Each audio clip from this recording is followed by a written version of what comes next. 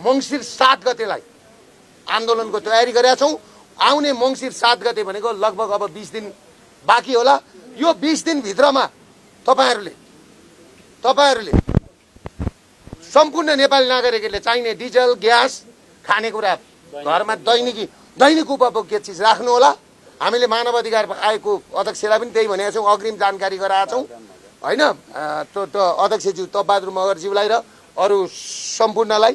त्यसले गर्दाखेरि यो बीचमा हुने कुनै पनि आन्दोलनभन्दा पनि मङ्सिर 7 गतेदेखि व्यवस्था परिवर्तन हुने आन्दोलनमा सबैजना, फेरि तपाईहरू मिडियाका साथीहरूले पनि कस्ता मिडियाले बोकेर हिँडेर छन् देख्नुभयो नि।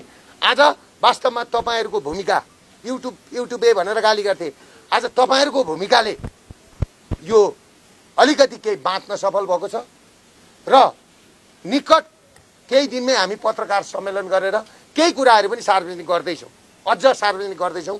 त्यसले गर्दाखेरि मङ्सिर 7 गते सम्पूर्ण देशमा रहनुहुने विदेशमा रहनुहुने सम्पूर्ण मानवाधिकारवादी भए हैन, पत्रकारहरू भए, पुलिस प्रशासन, पुलिसलाई त म के भन्छु भने आइजिबी साहब र पुलिसका र सेनाका निजामती कर्मचारीहरूलाई अब मङ्सिर 7 गतेदेखि हुने आन्दोलनमा निजामती कर्मचारीका साथीभाइहरू पनि तपाईँहरू पनि नआउनुहोस् अफिसमा, पुलिसहरू पनि तपाईँहरू पनि बिदा बस्नुहोस्।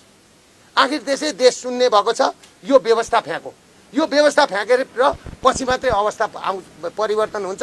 व्यवस्था नफ्याँकिकन अवस्था परिवर्तन हुँदैन।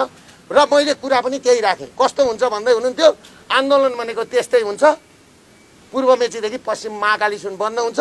भोलि ती पूर्व मेचीदेखि पश्चिम महाकालीसम्म बन्द हुँदै गरेका बेलामा कसैले बन्द उल्लङ्घन गर्छ, दोकान खोल्छ भने त्यो तोडफोड भयो, गाडी फुटायो, आगो लगायो भने त्यसको जवाबदेही हाम्रो अभियान हुँदैन।